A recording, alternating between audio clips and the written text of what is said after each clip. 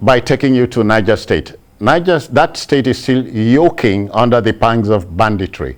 The Federal University of Technology, FUT, Mina, was stunned on Wednesday at their permanent site, Gidan Kwano, I hope that is right, as suspected bandits raided shops opposite the main gate of the institution. Two people were kidnapped. The outlaws came from so many, entrance, shall we say, routes, but on motorcycles. They shot sporadically to spread panic. Police reacted to the distress calls. 2 suspects were felled and others apprehended while collecting ransom. Emeka, we've been there before, and we still are yoking under bandits. Niger State is, a particularly pathetic case. I mean, because it's a state in the grips of Boko Haram and bandits. Boko Haram insurgents are said to be controlling about 500 communities. I think that was the governor that said so in Niger State. And Niger State should be about the biggest state, the largest state in Nigeria. Yeah. Yes, with the largest territory. So if bandits and Boko Haram can roam freely in a state like Niger, then what hope for other states? And it surprises me that the governors of northern states have not been able to think through a simple, solution to this problem that they have turned that they have turned into a mountain. Emeka, but what you have just said provokes another question. You think the governors have the answers to this lingering problem? Of course. I mean, they have their ears everywhere. They have their people. They have their eyes everywhere. They ought to know the fact that, you see, they can't rely on the existing security architecture. They've done a lot in the past, giving the military money to get equipment, to do all of that, the police and all of that. So they have to adopt unconventional means to deal with this problem. I won't help them to do their jobs, because that's why they were elected as governors. That's why every month they collect huge security votes. That's why they are called chief security officers, and they are chief executives. Now, as chief executives, they have a lot at their disposal with which they can put this thing to a permanent end. Yeah. And it's not rocket science. They can find solutions to these things. Tell me, how would so-called bandits attack shops in front? Because they are worse than bandits. These are terrorists. So it's even a thin line between banditry and terrorism. Because where you have Boko Haram said to be controlling about 500 communities, so how are you sure it's not Boko Haram? Bandits also spread terror. No, but yes, and you see, Boko Haram is actually, if you remember, a former Inspector General of Police had actually said that is an offshoot of Boko Haram called Ansaru that moved down to Kogi State at that time and attacked a convoy of military officers. And then, started moving in different directions. Yeah. So, and now, when we keep talking about bandits, what kind of bandits are they? Are these not offshoots of Boko Haram? Are these not offshoots of ISWAP and other terrorist organizations around? Their modus is almost the same. Yeah, operating around the Sahel. Yeah. Paul, he's not necessarily speaking for you, but then when he says governors have the answer to, can call the bluff of bandits, it sets me thinking, is this really true, necessarily? It's not just what the governors alone can do. Governors, yes, maybe they have to step up their game. The military, we have also called for coordinated attacks by the military, on several bandit camps. But even all of these are not enough. Because, dealing with bandits, attacking them, to me, it's good, but sometimes it's like dealing with the symptoms of a disease. It's like when you have malaria, you have pains, you are taking a paracetamol. Paracetamol is a pain reliever. Yeah, you still have to take the anti-malaria. Because if you take only paracetamol, it will not work. So you have to take paracetamol. I'm trying to make an analogy. Now, what I'm saying is this. We know, if you look at sometimes when these bandits are arrested, you see scrawny looking individuals, and you say, are these the ones collecting the millions of naira? Certainly they are not. Now, there are people behind this. Now, if we don't go after the sponsors, and it is not that they don't know, Niger State Governor some time ago said it himself. He is the chief security officer of that state. He said there were people in his government, he said it, we heard him, that we in his government that were sympathetic towards the bandits. That were in cahoots with the bandits. He said it himself, and nothing has come out of it. Yeah, because he would have said that from an informed position. Exactly. Now, we know security agents, law enforcement agents, governors know some of the top shots. Okay. They even know the people behind these bandits. We even hear of bandits asking people to pay ransom to a commercial bank.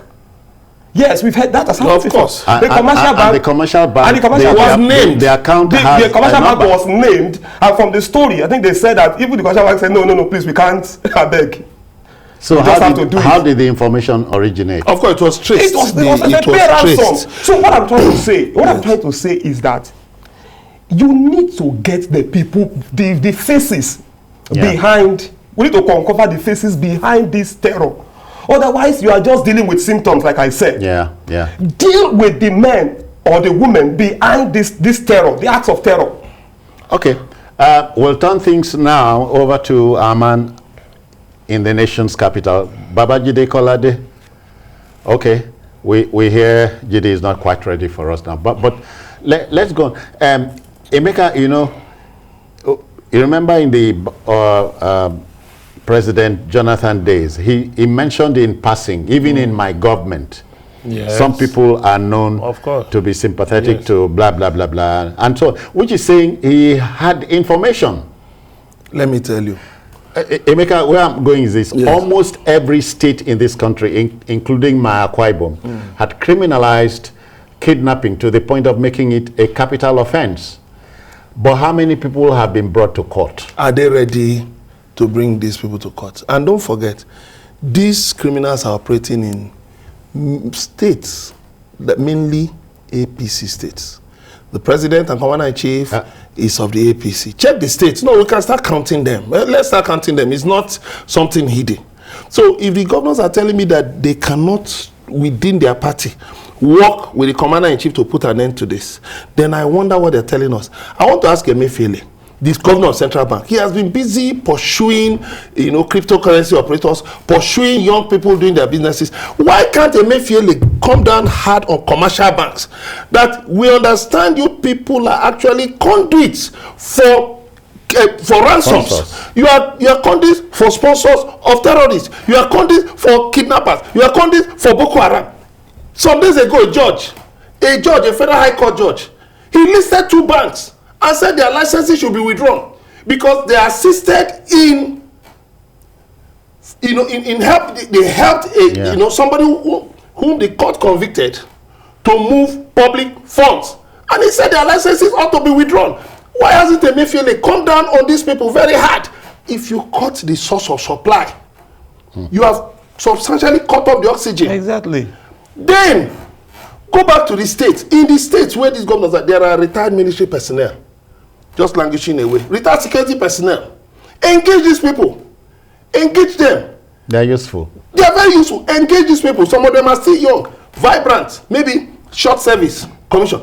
Engage these people. If you have to tell President Muhammadu Buhari, listen, we need, if we have to use whatever kinds of weapons, it's not guns and other. If we have to use, if it's AK-47 and deploy them against these people, you see, this is a serious disease that can destroy so many things in this country. Oh, yeah. We have to come down hard and clear these people. Otherwise, we don't know how far these people will go to a market, kill people, and just walk away. They have what they call a field day. The state government will close down markets. They will reopen the markets. They will impose taxes. Come on, what is going on? Why is the Nigerian state, seemingly helpless in the face of all of these things going on? What is going on? But they say talk is cheap because the supply is great, even though the need is not that great. So we are saying that the answer is in the question. Exactly. Exactly. The answer is in the question. See, what we keep getting from even the people in authority is analysis. They analyze like we do here. They just tell us what the problem is. Like I mentioned, Niger State the governor, they tell you people in my government are this and this. So what have you done about it? What have you done about it? We've said banks are used as conduit. It's an open secret. We know. What have you done about it? Okay? But when... and first of all, do you agree with the position that banks are used? Then investigate. Yeah. Investigate. If you want to be very sure, investigate. But I'm very sure they know. They know. See, the people in the community want to work with government, get their confidence. In Ogun State, where some kidnappers were arrested at the point of collection of ransom, the authorities work with these safe corps, this community. Yes, so safe. So safe. That's what they call it. So so safe corps. So work with the people, and again, it also reinforces the need for policing, police formations. I'm not of the community policing they are doing now. Paul, but you know, a retired police officer said years ago, if you allow the police do its job, it's the police's job to bust the bubble of kidnappers, you know, pick information and spread. But Nigerians hardly feel free and safe to volunteer information. Again, this is because of the impression people have about the police. The police have not done enough to earn the confidence of the people. If somebody dies today, I mean, somebody just falls down on the road and dies, some people will say, no, we go carry and go police station. I mean, they go force arrest. There's still that mentality. Yeah. The police must realize that it is not, if I don't know why we still call it Nigerian Police Force. It's supposed to be a service. It's supposed to be a service. It said it's a service. It's a service. But you know that in reality, it is not. We still have police. Look at look at what happened recently at Mayor in Lagos. But Paul, don't let me go there. No, I'm just saying that police has not handled. Yeah. Paul, don't let me go there. You know, we have a policing system we produce. So we merit the police we have. Because what I mean is, Emeka, and hear this. A big boy runs into trouble today. A big girl runs into trouble. A phone call to the police high command sets him free. So we merit the police we have. Yeah. Absolutely. So don't just blame the police. But we can't continue like this. Look, if Adambali says something that we cannot continue to do the same thing the same way and expect a different result, we've got to sit down. Is this profitable to us? Many of us, we don't have another country. We don't want this country to implode. This situation has been like this. Some of us are not so old, though we are in our 40s. We have been hearing that things go better. I am sure you have also been hearing that since we were young. Nigeria go better. Now our children will hear Nigeria go better. When are we going to sit down? Paul, my own song is, there was a country in this country. Whether or not you believe it. Yes. The police had not always been like this. Absolutely, I know. But there was a time things began to go back. You know, sometimes when we say, you know there is one funny thing. There's one funny thing. All right. Sometimes we try to remember what happened in the Second Republic. Actually, what we are saying is that let us go back to let us retrogress. It used to be better. Instead of saying we should have made progress from what? Paul, it might sound very, very stupid to hear anything like that, but they say the way to go forward is to take a step backward. See where you missed your way. But we want just to even go right back to the beginning. To the First Republic. All right, there's a call coming in from Abuja. I say good evening, sir. Welcome. Good evening. Yeah. Welcome to the show. Yeah, thank you very much. What can you tell us? I want to contribute to the discussion. Go on. Go ahead. Go on. Yes, good evening. Go on. Good evening. Yeah, the gentleman just made a good point. You know that what is happening in all this northern states, for example, can never happen in River State, and never happen in any of the states from Niger Delta. Governors are supposed to have their eyes, their ears everywhere. Imagine bandits will leave a location, come to the town, hit and go away. Gumi will go and visit them, do meeting with them, and come back and nothing will happen. Does that mean the governors safe? Are they not? They don't have informants. They don't have people on ground in each of the local government area that will tell them what is happening, where this are coming from. Are they human beings? This will come, hit and go away. So I believe that people are interested in this thing that is happening, either because of the money they are making, either they are in government and government is supporting them. So for this thing to end, I think the governors have a lot of work to be done. Then those that is gaining financially from this should be apprehended and arrested. How? Because it is possible.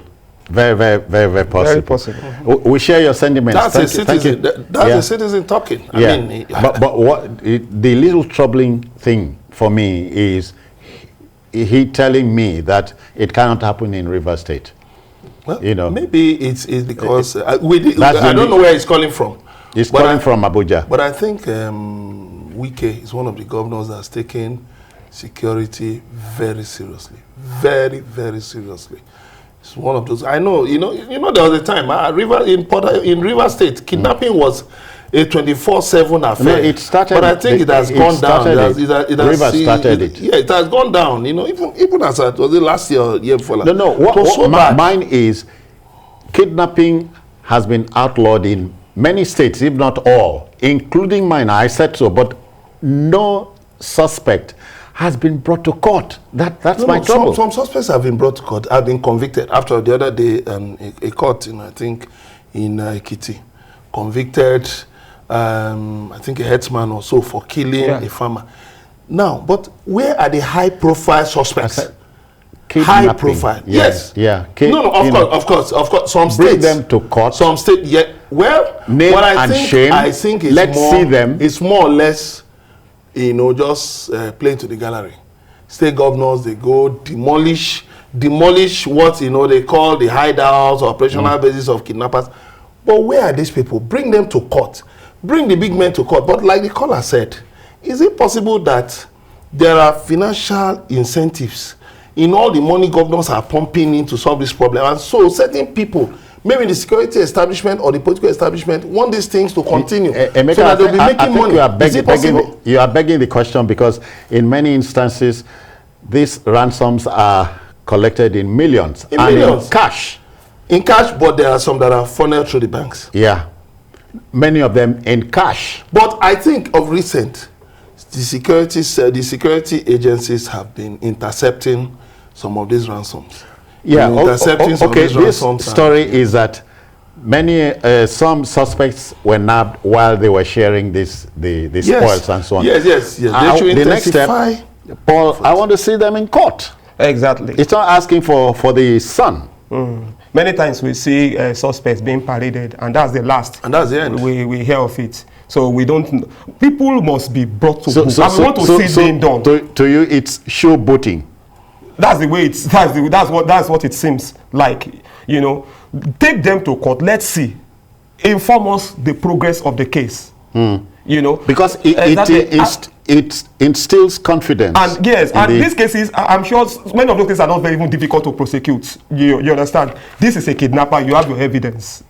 You arrested him when he was collecting ransom. Okay, present him before the court. Many of these cases, I believe, can be handled very expeditiously, even without. They can create special courts. Exactly. To even fight special terrorism. courts. Special courts. I don't think bandits will be like a politician who will hire SAN that will be giving courts tough time. Making filing objections. If you be lawyer, won't you make the job interesting? Yeah, you will. But